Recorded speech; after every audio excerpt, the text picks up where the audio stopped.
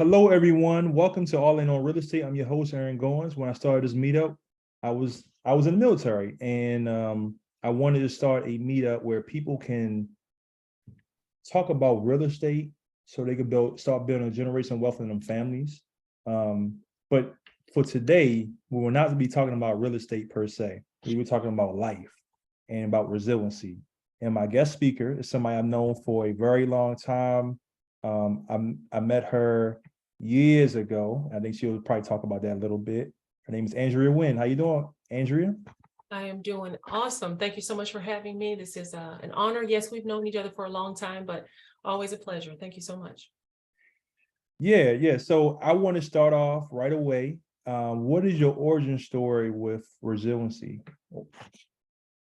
Well, my origin story, I would say the resilience had to start when I was born, because I'm born and raised in Meridian, Mississippi, which is a very small town that didn't have many resources. I'm grateful to be from there because, truly when they say started from the bottom, that was me. And I joined the Air Force when I was 18 and was able to take off from that and just use everything on my path to get to where I am today. So I did 4 years, used my GI Bill to obtain 3 degrees. I have degrees in business, human resources, and education. And along that time, I married my high school sweetheart, who also happened to join the Air Force. And he has now been in for 26 years. So on that path of me getting my degrees and my education, it has been made a bit more challenging even because of his career. But it's been wonderful. We've been in 8 different locations, including Tokyo, Japan, twice in Ramstein, Germany. But along that way, I got to make a pit stop in Tacoma, Washington. And when I was there, I had been a stay-at-home mom for about 7 years on the path to getting my degrees. And we have 2 children, 2 boys, and they were little, 2 and 4. And so when I went to go back to work, I ended up reaching out or applying for Soldier for Life, and I became a transition counselor. And so in Washington State, that's where I would say my origin story as far as the path I'm on right now kind of started, because it's where I found my passion of, okay, when I transitioned out of the military, I didn't have those resources and tools that I needed. And the resilience, I didn't know the word resilience at that time was what I was going through. But, that's what I feel got me to being tenacious and staying on the path to helping people like yourself. So, I was his transition counselor, and I went on to do many great things in that area. And that was just, one of the pit stops that really helped me to become who I am today. And we're located in New Jersey now, and I work for the federal government, for the Department of the Air Force, also helping people with transition. So, yeah, that is That's what's up. That's what's a little. up. That's Thank what's you. up. I remember meeting you, and you gave me so much information. It was so, in my mind at the time, really overwhelming, because it was like, man, like I'm really ready to get out the military. And I'm forever grateful for the information you gave me, and it gave me some confidence too about, okay, look, man, you can do this. And sometimes I would tell you that some military people, it's just and as you know, it's a whole different world when you get outside the military. And it can be tough for some people, and some people have gone down, because of it, and never recovered. And so, I think it's very, very important to have somebody like yourself on here to talk about resiliency and steps that you can do to help yourself out. But could you just explain more about resiliency as far as for yourself, and how the things that you went through helped you out? Like, your own training helped you out? Right, absolutely. So one of the best things that I was able to do on this path is when we were stationed in Tokyo, I worked for the Airmen and Family Readiness Center, where we taught resiliency. And they sent me to Korea, and I became a master resiliency trainer. And that's where they taught me different coping skills. So even though the word resilience means to bounce back from adversity, and anybody can have that, it's more about the growth mindset. They really taught us specific skills about how to put these things into practice.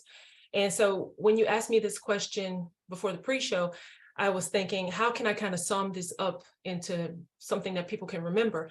So I came up with research, relationships, and resilience is kind of what my path has been, because they taught me things of, knowing yourself. That's one of the biggest things I could say, whether you're going into real estate or any kind of career transition, you're transitioning out of the military, you are a military spouse, like knowing your values and setting those goals.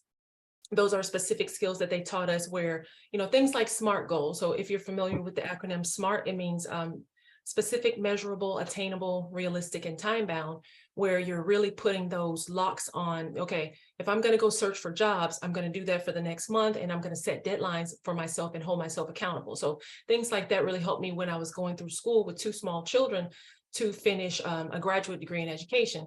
And also to just the relationships piece, meeting people like yourself, people who check in and say, how are you doing? What's going on in your life? How can I help you, even if from afar? And meeting other military spouses along the way as well has been a part of that. And all of this is built around scientific data and research about resilience. And when it just comes to the knowing yourself piece, that's what other people can do as well, helping you know yourself. And one of the things that they also taught us in the course is the basic things that we've been taught in our lives that we don't necessarily put into intentional practice. So we were talking about the Peloton earlier. So things like physical activity and taking care of yourself. I do the Peloton almost every single day, and it has that social piece of it with the relationships that I was talking about. But as we moved around, we were stationed in Florida and we were doing CrossFit and meeting people. I met people through Zumba. So just finding those networks of people, whether that be personally or professionally, to help you get through the challenges in life. And they can, of course, they blend over and to each other, but to go through that course in Korea and learn that there is science and data behind when you talk to people, people are checking in with you. When you do that research about not just yourself, but what your passions are. And people say, I don't know what my passion is, but what are the things that you are drawn to? What are the things that you would do if you were not being paid for that? That's kind of where, when I said research, relationships and resilience, that's where it kind of comes from, because my path has always been about meeting those people that help me at physical activity and studying. That's kind of me, but that's what they actually taught us in the resiliency course. Excellent. Excellent.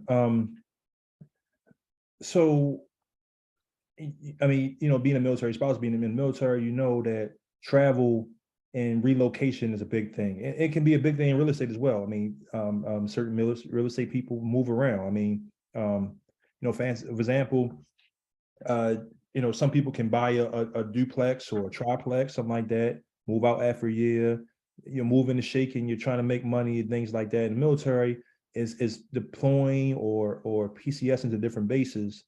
And a lot of times, you're so connected with people at your base, and now you're moving somewhere else, and now that friendship isn't what it used to be, because now you got to see them on Facebook, and now after a couple of years that friendship is probably no more because y'all moving and shaking, things like that. So and people have regret about that, but what do you think about that, like as far as being resilient and saying, look, this is how life is?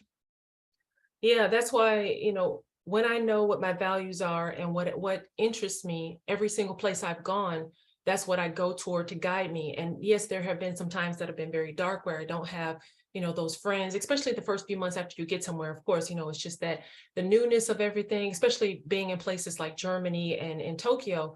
I'm 5'11" and a half, standing out like crazy in Tokyo, to where I was just like, oh my gosh, where did they send us? This is not great. But then when I had my passion, my purpose of helping service members, I went towards that. I was teaching online at first, and then going towards, I always liked teaching others and going towards the classroom. And then it led me to getting into the federal government and being able to work and transition over there. So always knowing who I am, what I want, not settling, because a lot of service members feel like they have to, get a job when they get out and stay within that. And there's nothing wrong with that. But if it's something that you don't find value in, or always keep that curiosity going, always keep your mind open to what are some other things that are out there that interest me, or other employers, or even moving up within your company, but not settling for less. Or you can be, you know, like my friend, I'm very proud to see you evolve into doing something like this, where you're putting your passion and your purpose as a thing you're doing outside of work. Even, you know, you have that great job and you've been able to progress within that career. But sometimes it means you're volunteering somewhere, or you are doing something that's a side hustle, or you're doing something that lights your fire, even if it's not necessarily within your job. So those were the things that I did. No matter where we went, I always found that, you know, that relationships, those people, doing research about what's available in this area.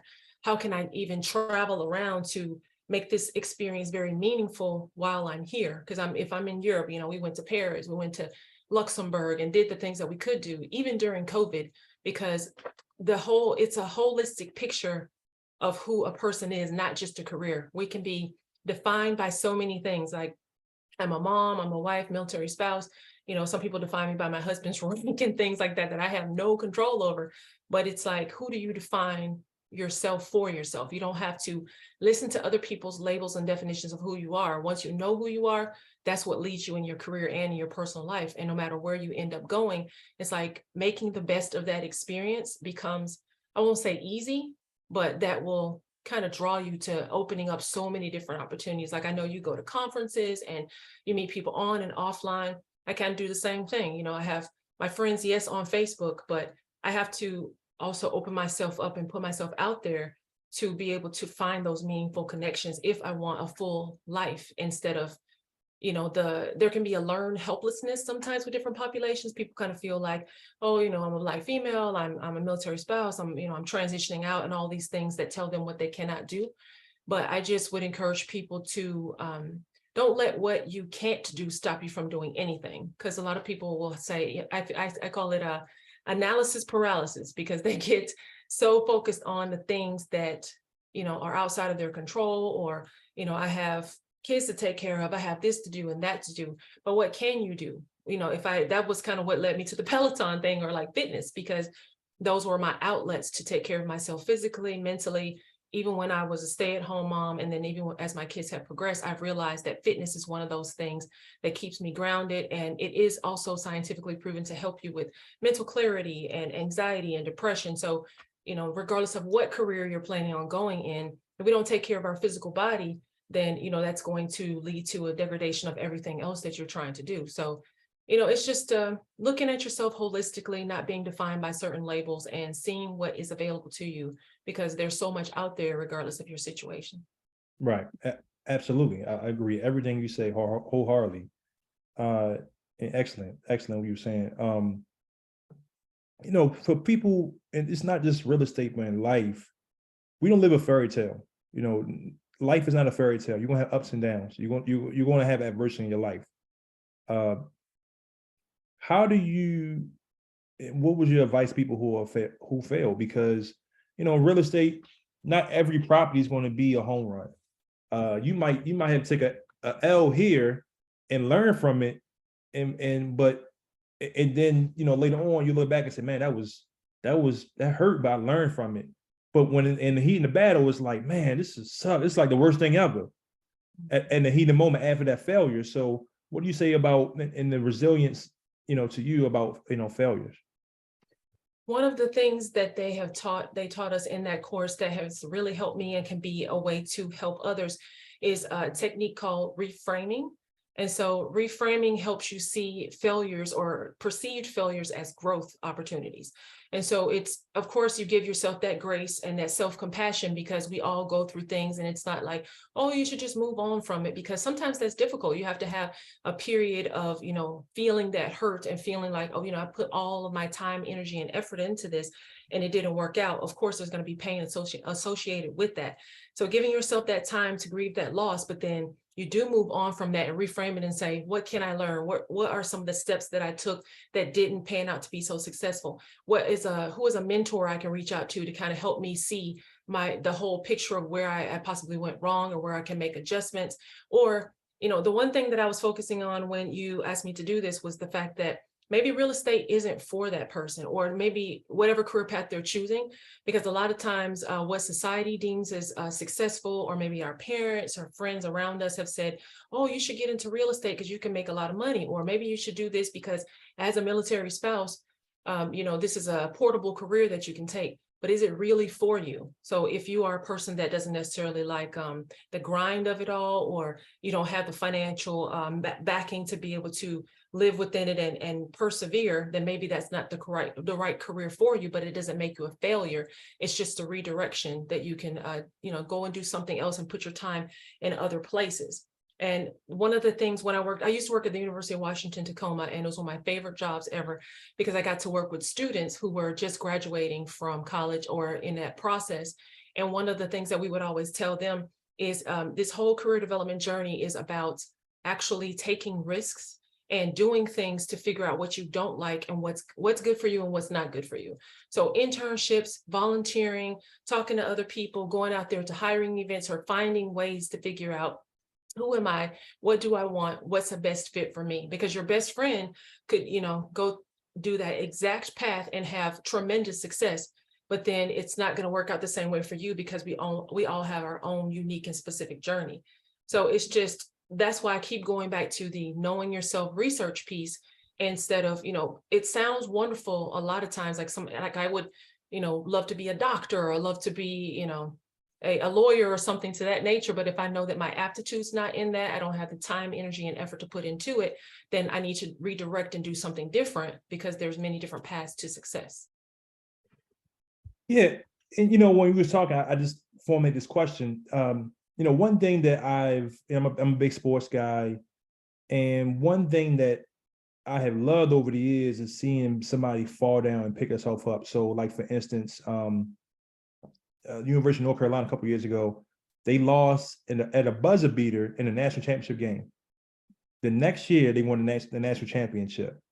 And, but we have seen also where it has gone left. You lose, and now everything crumbles. But I just love the comeback story of seeing a failure or a loss, and then you come right back. Or Virginia, a couple of years ago, they had the worst loss.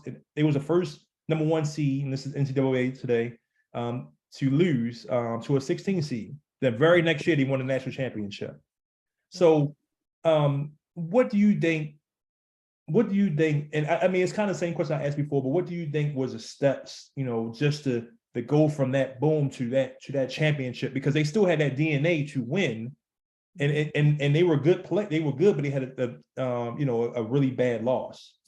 Yeah, so I think it's just, like I said, reframing and balancing the thinking around it and not letting it take you down. Just what can maybe they probably studied what were some of the things that they went through that caused them to go down the wrong path, reaching out to other different types of coaches, like what can you control? What can you do to make yourself better? And using that as fuel for the fire, or fire for the fuel, I'm trying to say, using that as fuel for the fire for the next time. But it's just, where can I really pick myself up and move forward with what I do have, instead of just letting it all just come down on you and making you feel like, you're nothing. Because what we tell ourselves every single day, this is one of the biggest epiphanies for me, is the way that we speak to ourselves is not the way that we will speak to a best friend or, a child or somebody that we love. So sometimes we beat ourselves up so badly in our heads that we are the ones that are kind of like standing in our own way. So how you speak to yourself, how you speak to the people around you, they say you're most like the 5 people that you surround yourself with. And so who are you surrounding yourself with? How are you speaking to yourself? What are you reading? Everything is a part of your diet, right? It's not just the physical food piece of it, but what are you reading? Are you listening to podcasts? Are you doing things that are going to help you grow? And so they teach us, just basically your mind is your CPU, just like a computer. And when our phones are dying, we are quick to plug them up and so worried about it. But when we are not taking care of ourselves mentally, physically, all of that, we don't think anything of it. Or like, oh yeah, I don't need but 2 hours of sleep, or, I don't need to exercise today. I don't need to worry about that. Or, oh my gosh, I'm so stupid. Like, why did I do that? But you are programming your mind to see yourself in a negative manner. And that's a part of straight up scientific data and research shows that this is something that helps people to become either miserable and depressed or very, very happy. There's an entire course you can take on Coursera called The Science of Happiness. And it's done by Yale, and that they show the same resiliency skills that the Air Force taught me. It's the same things of the basics that we do not take care of day to day can really significantly improve our lives, regardless of what career field we're seeking, and then also help us to keep reframing our minds. Have you ever heard of growth versus fixed mindsets? I'm sure. Yes. Yeah, so I recommend a book by her name is Carol Dweck, and she is the author of that book called Mindset. And it's the same exact, all of this is in the same realm of how do you speak to yourself? How are you using different experiences as growth opportunities? When you talk to people, you can learn information from just about anybody. That's one of the things I've learned from, many different cultures that I've been in, whether that be, living in the Pacific Northwest where you are or the Northeast now, or living in Tokyo or Germany. You can always learn something from other people, the areas around you. When you're traveling, it's just about how open are you to that in your mindset. So the biggest thing is working on that piece to tell yourself, this isn't the end. I can go a different direction. I can take this and move forward from it. Man, you got me a couple questions I can ask now. It's all good. I told you I was ready for you. I'm ready. Okay, so for you, since you live overseas and you just talked about that, how do you get your mind different? Because living in Tokyo is different from living in Germany. Living in Germany is different from living in New Jersey. How do you get your mind to a certain ready for it? Because I mean, a lot of times you have enthusiasm, a new place, new opportunity, blah, blah, but like you were saying, it can be scary at the same time. So how do you, what's your mindset, going to different places, like going from, Germany to back to the States? Yeah, it was just about trying to take each day in each situation as it came. And I definitely had some, you already know, some very difficult days, some days where I was very homesick for the United States. But I have a very strong marriage and relationship with my husband. And so we leaned on each other, reaching out to friends and family that were available. Because one thing about living in Tokyo, it was like a whole entire day ahead. So a lot of times when I wanted to reach out to my loved ones or my mom, my sister, whoever, they were sleeping and so I had to really kind of think about doing things to take care of myself. And as simplistic as this sounds, when you look into the data, you will see that little things like mindfulness meditation. So a lot of people in Asia, they meditate and they kind of talk about, really taking care of the mind in that way. And we have so many things that we have to take care of, such as, being a mom and a wife.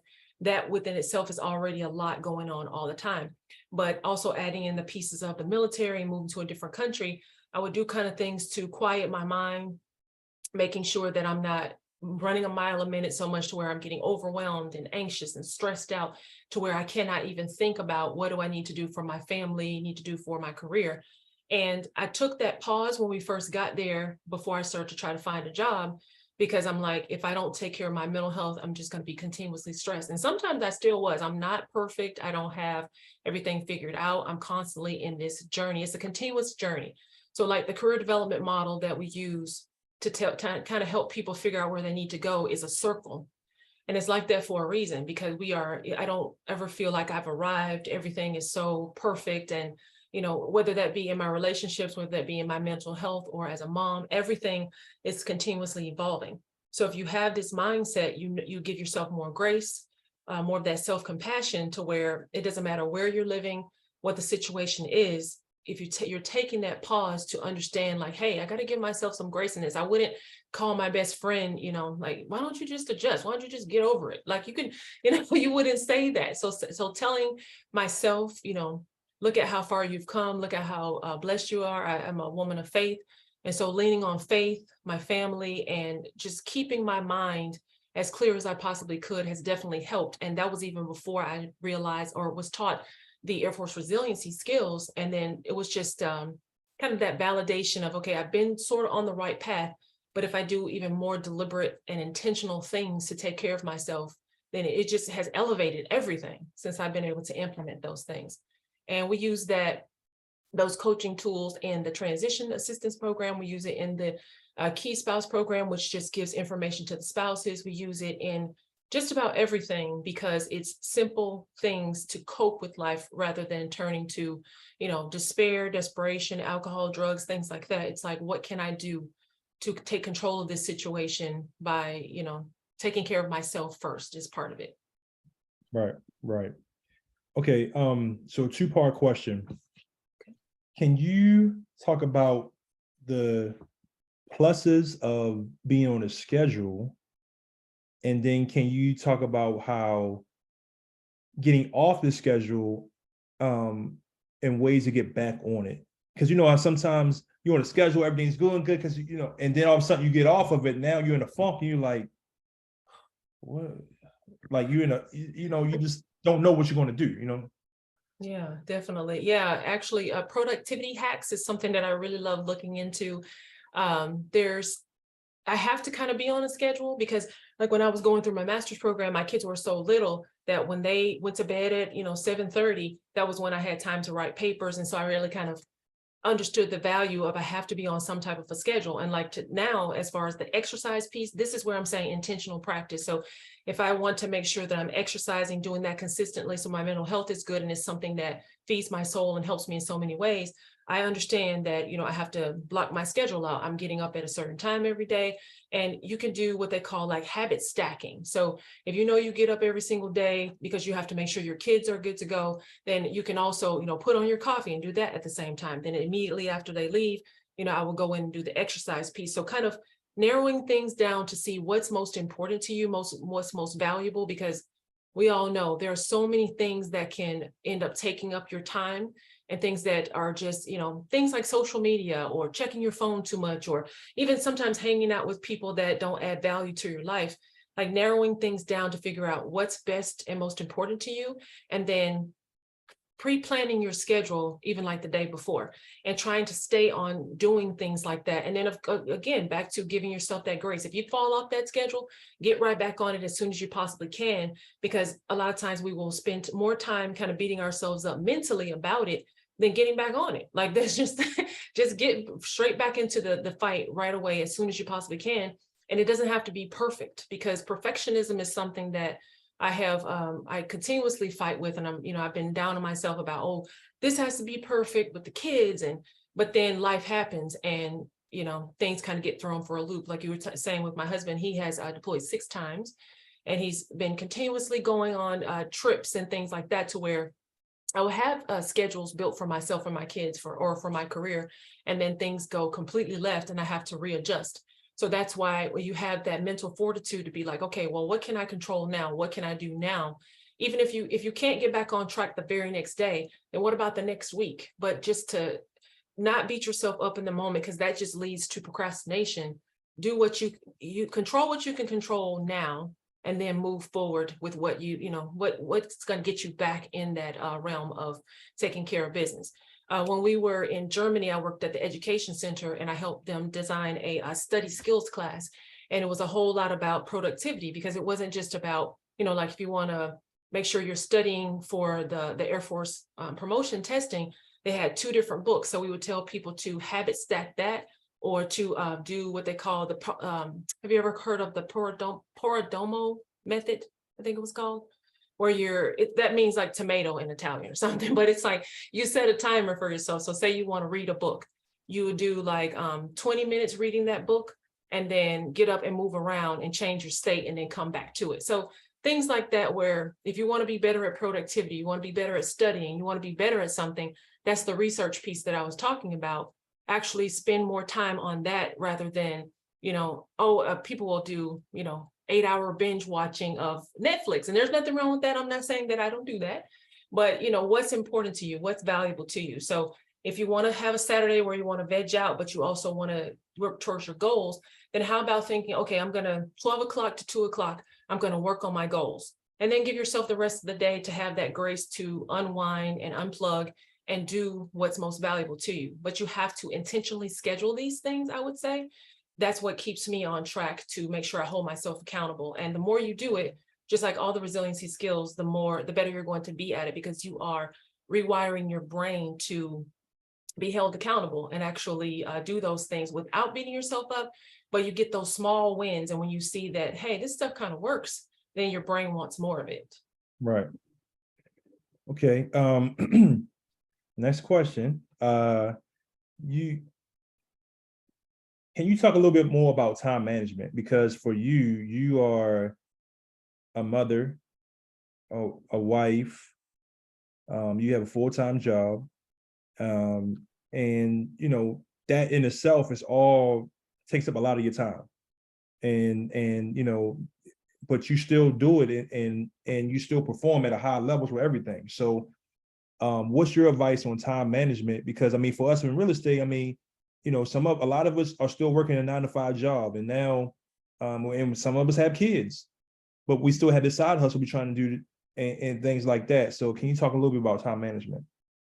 Yes, absolutely. So it kind of goes along with what I was saying, to figure out what's most important to you. What is the reason why you really want to do this, and use that as your driver, and put maybe reminders around your house or different things. Like some people do vision boards, or just that little reminder of your why. Why do you want to do this? I'm sure you're familiar with Simon Sinek, where he's talking about using your why. And the reason why that is so popular is because if you have that goal, like I said at the beginning, if you know yourself and know what's most valuable to you, it's that motivation, that drive to get up off the couch when you don't feel like doing it. So, once I work a full-time job, I know my kids are valuable to me. So I'm going to unplug from work, have that engaged time, because I value them. Same thing with my marriage. We're going to have that intentional date night. When it comes to me doing things outside of work, like with this was important to me. You're a great friend to me. So I made sure that I made that time to prepare and to schedule this in. So it's taking that time to reflect on your schedule, maybe like at the beginning of the week. What are the things that are coming up? I even plan our meals, like every single thing I try to make sure I plan out. And I wasn't always like that. It's something that you can evolve to get better at. And like I said, with all the resilient skills, the more you do this, the better you're going to become at it. So I know, if my husband's away and I have to do something with the kids, I time block that. Or, if I have something going on with work, what's going to make sure that I am going to give my best self is if I'm prepared, I can go into that mental space, not worried about the little things, because I prepared ahead of time. So preparation, of course, is key. A lot of these things sound a little bit kind of cliche because you heard them all the time. But the reframing of that is that they work. Like if you see these things, people are saying time block, schedule this in, be intentional about your practice, make sure that you're getting up a little bit earlier, read 15 pages a day, doing things like that, listening to people who have already accomplished their goals. When you read a book from Simon Sinek, when you see what Elon Musk has done, all these things are, things that have worked. So just looking at the masters, getting tips, even the University of YouTube, it's like looking at people on there who talk about productivity hacks and goal setting and things that they've done to be successful, and then using some of that to implement it into your life, because we can't, everything that other people do is not going to work for us, but it's about that, looking to see what can work, what can we implement. Right. So 2 more questions. I'm moving on for the audience to ask you questions. Okay. Where do you, I know it's kind of unpredictable for you because you're a military spouse and things like that, but where do you want to see yourself in 5 years? In 5 years, my husband will have retired from the military, so I will see myself with a house and some roots. And I have the different jobs that I've held and the different opportunities I've had has really led me to really understand I love helping people. I love career coaching. And we were thinking about maybe even being consultants, where we go around and do different types of training to help people with things like resilience and leadership training and things of that nature. But I will always, regardless of where we end up or what happens, it's going to be, like I said at the beginning, the values, who I am is about doing what I can to help people, and understanding, coming from the environment that I did, every single thing is a blessing.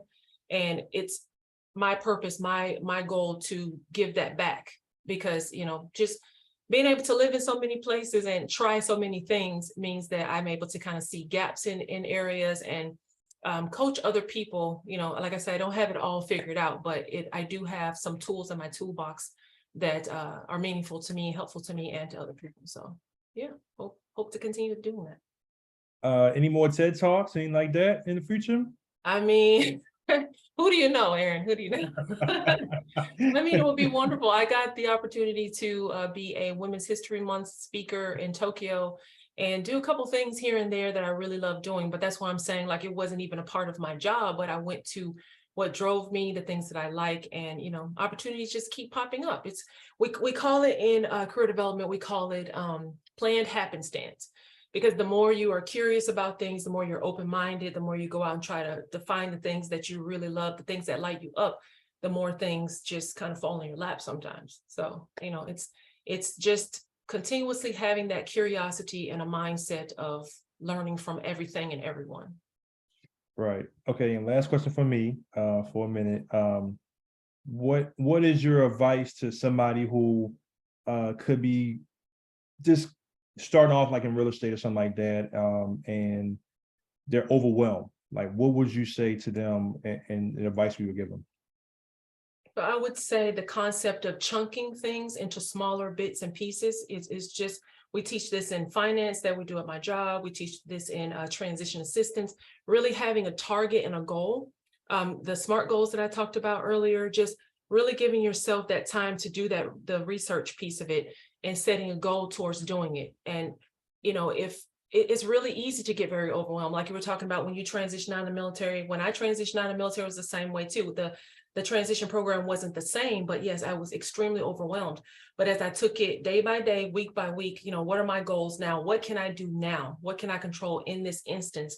It starts to just have a ripple effect and add up to where you end up getting there little by little. Same thing, every degree I've gotten, every certification that I've gone to, is just, what can I do today or this week to get me closer to that goal? And stop thinking about, I have to have my whole entire life figured out. Like all the people that I have counseled, whether that was college students transitioning out of UW or people in the military who've served for 30 years or 3 years, most people get overwhelmed. But it's about taking that pause, taking care of yourself in, some of the things we talked about with the resilience piece, taking care of yourself with the mindfulness meditation, doing something to where you can quiet your mind and figure out, what can I control right now? And as you continue to do that each day, you'll be really surprised about how many goals you can hit, how much you can accomplish if you kind of bring it down to what you can control now.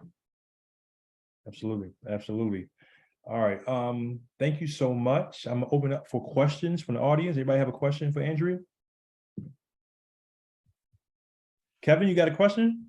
Oh, I have a question. Sure, go ahead.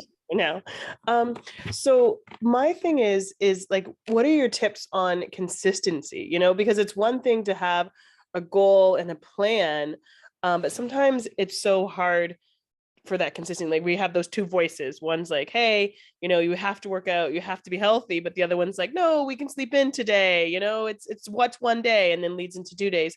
So my question is what is your advice, whether it's working out, whether it's in your business, for consistency?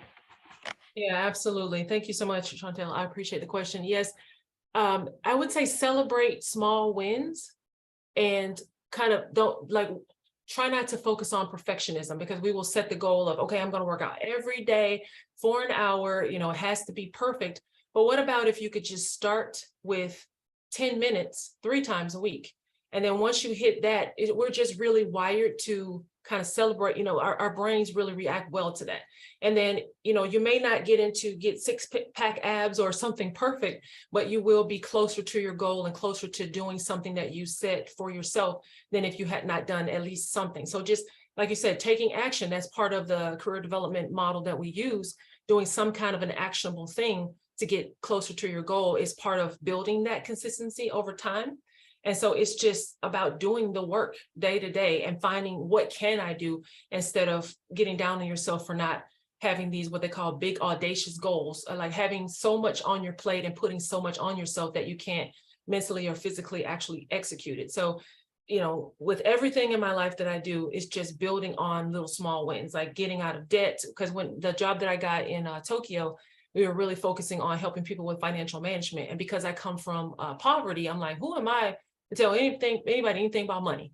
But I was able to learn that, it's like drops in a bucket. When you're saving, you have a savings goal, like, oh, I keep wanting to save, $500. Well, maybe you didn't save 500, but can you save 200? It's just celebrating small wins and setting super small chunkable goals about how you can get towards this. And then you can start to see how you can implement that across many different areas of your life. And then that's the person that you become, because I really truly believe that the stories that we tell ourselves, this is who we become. And so if you tell yourself, oh, in the back of your mind, you might be thinking to yourself, there's no way I'm actually going to be working out consistently, even though you're telling everybody I'm starting this exercise program, or I'm going to do this have this real estate goal. But it's like, if you reframe that, how can I get into this? How can I go and, get a book about it? Can I go to a meetup about it? What can I do actionably to get towards my goal? That's a small thing, and then build on that. Does that kind of answer your question? No, it does. Yep. Thank you. Anyone else? Okay, I'll take advantage of the question. Okay. So my other question is too, and just because this is a recording and I know like people will listen to it, is with myself, is I always find that people, they struggle with balance, right? Like they're focused on a goal and they're not balancing their life correctly, whether it's like, hey, yeah, I'm really successful, but they're sacrificing or allowing themselves to sacrifice, whether it's their family or their friends or whatever it may be. So like, what is your thing on balance? Like, 'cause I always tell people like balance is so important, but even myself, like, sometimes I get caught up in things and I'm like, man, like I have to step back. So what are some tips that you have for keeping that balance and still reaching your goals? Because sometimes, we focus so much on the goal and not anything that's outside of that goal. Like we just see that ending part of it. Absolutely, yes. So one of the things that we are taught in life coaching and just what I do in my day-to-day job is to use what they call the circle of individual perspective. And that's everybody. So work-life balance is not something that I believe in. I believe that, like I said, the circle, we are continuously needing to work on this, because we are not going to get it right. Like Aaron was saying earlier, sometimes things are going to come up to throw you off your schedule, to throw you off balance, to throw you off kilter. But if you can kind of think about that circle of, if you draw a circle and you put maybe 6 things in that circle of what's most important to you. So is that family? Is that going to be time with friends? Is that going to be your job? What is important to you? Because as a person who is doing life coaching or telling people different things in the transition assistance program, I can't paint that picture for anybody because I don't have their answers. All of us are unique individuals who have different paths, different commitments, and things of that nature. So really taking that reflection time. I feel like a lot of this stuff is just about pausing and reflecting on what do you really find most important, and doing that often. So it could be once a week or once a month, but instead of just unconsciously going through life, actually taking that pause to reflect on, what do I find most important? And when I feel myself getting out of balance with what I've said my goals and my values are, I can course correct. I can, if I know I haven't been as engaging with my kids, I can decide, okay, I'm going to schedule some intentional time to go out with them. And as much people want things to happen organically, if you want to have a purpose-driven life, or you want to be a goal-oriented person, sometimes it just means you're going to have to schedule things out, or, take yourself off that course maybe you've been working far too much. Okay, I'm going to shut my laptop down at 5 o'clock and make myself get off of here and go cook dinner or be with my family. So I would just say, you use that circle. If you go Google search circle of individual perspective, it'll give you some models to kind of follow, so you can figure out what is important to Chantel, what is important to me right now. And then I would say at least once a month, revisit that, see how you can make sure you're living towards what you value most. Because, we can listen to other people speaking or, read books and all of that, but what's important to me won't be the same as you. Even if they're the exact same words, we see that differently based on the lenses that we have growing up, or the support systems we have. So just taking that intentional pause to figure out what is good for you is what I would say. Thanks. I'll definitely look at it. And I like the circle part. I think we just focus on balance. I like just leaving that kind of word behind, because then it's, it's okay to fall sometimes. But yeah, I like that. Most definitely. I get it wrong a lot. And people are like, oh, you have so much figured out. And I really don't. It's just constantly giving myself that mindset of, I can change things. I can, do the best I can, leaning on those relationships and doing the best I can with the tools and resources that I have in that moment. And then when I look back on it, it's like, oh, I guess that really did work out better than I thought. And just, you know, celebrating those wins, celebrating what I can control and the blessings that do come from the work that I put in. So, yeah. Anyone else? Anybody else have?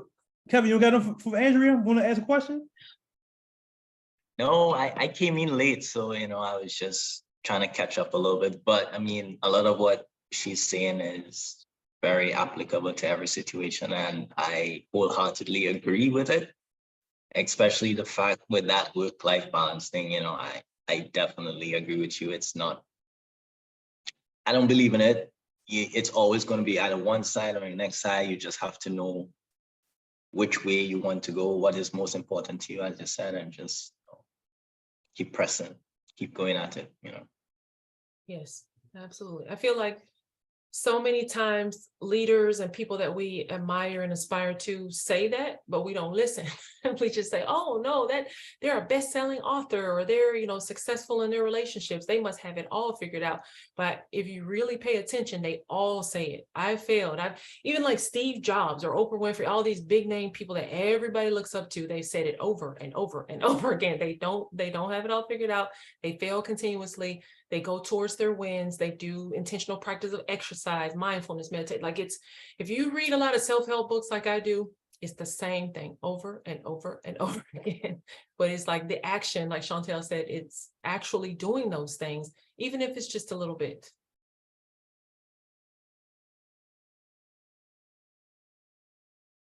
Okay. What about the gentleman in the car right there looking at? You got any question? I don't have question.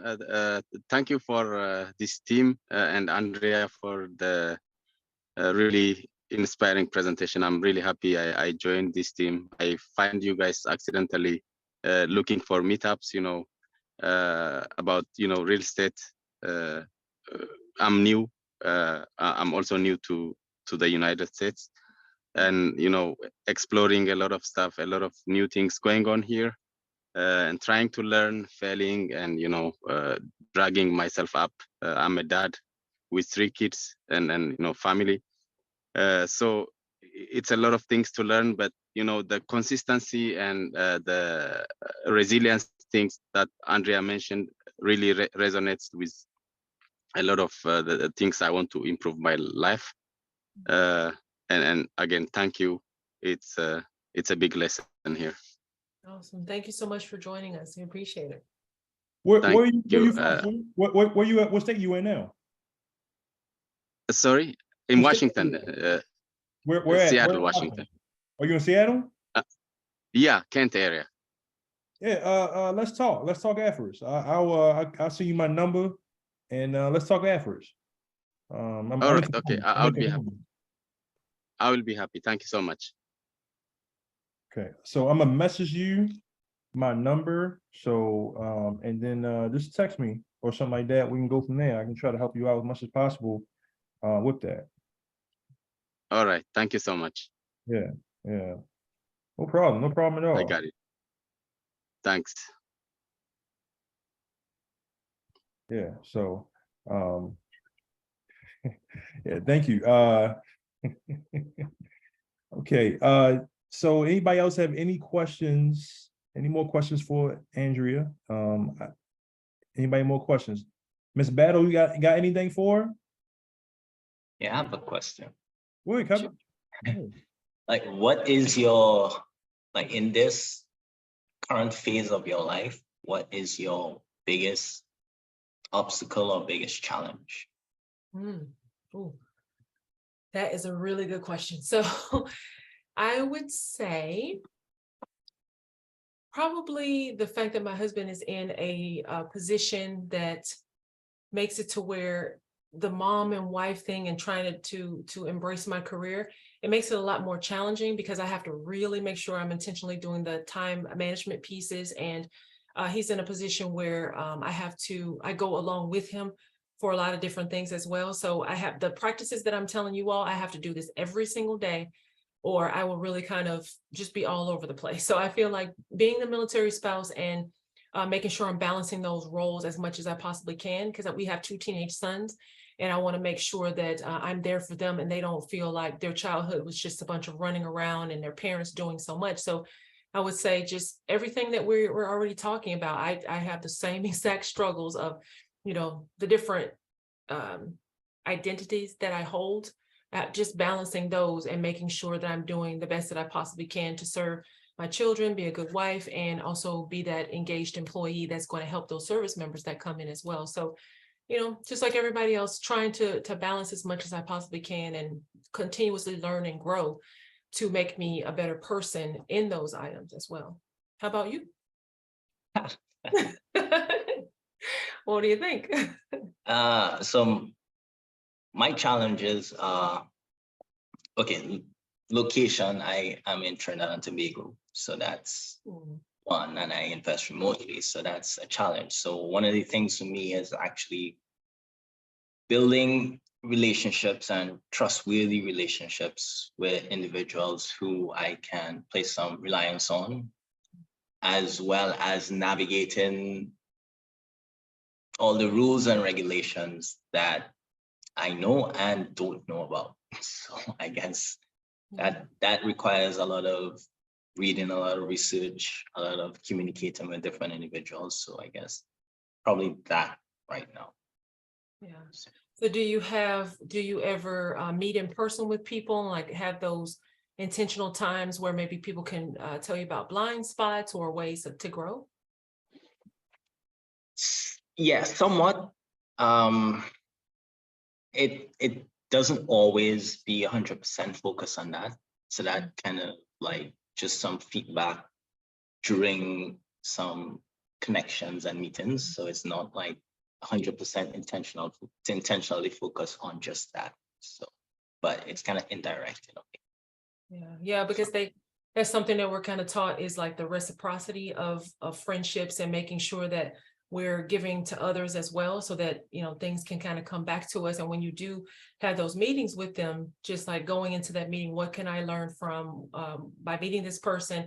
Where can I grow from this? We're really, it does a lot for many different people that I've coached and trained to help them, find their fit and get past those frustrations. But it sounds like, you're doing what you can do, controlling your controllables, as we said earlier. So yeah, wishing you the best.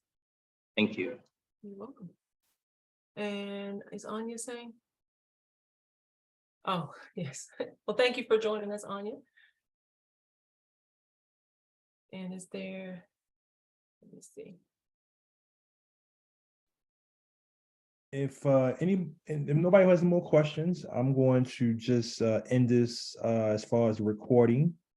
I want to thank Andrea once again for being a great guest speaker and just really sharing the light about resiliency and how important it is, and anybody can use that for their lives. And like she said, nobody has it all figured out. I don't care how rich you are. I don't care what your situation are. I don't care, everything looks good. And I tell people, I tell my son, when things are good in your life, you gotta stay prayed up, because something's going to happen. Eventually, something's going to happen. You got to stay prayed up, because you're going to have adversity going to come to you. It's not this, you don't live a fairy tale where it's just, oh, everything. No, you're going to have to be resilient. And, you hit the nail on the head a lot today, Andrea, and I want to say thank you. Thank you. I appreciate the opportunity, meeting everyone, and wishing everyone the best. We can connect on LinkedIn and have further conversations, and let me know how I can be of help in the future. Okay, guys. Well, look, next week, our guest speaker will be Purcell Carter, and he's going to talk about life insurance and his life in general. And he has quite a story to tell. So I look forward to next week. Thank you, Andrea, again, once again. And we're signing off. God bless everybody, and we'll talk to you soon. God bless you too. Thank you all so much.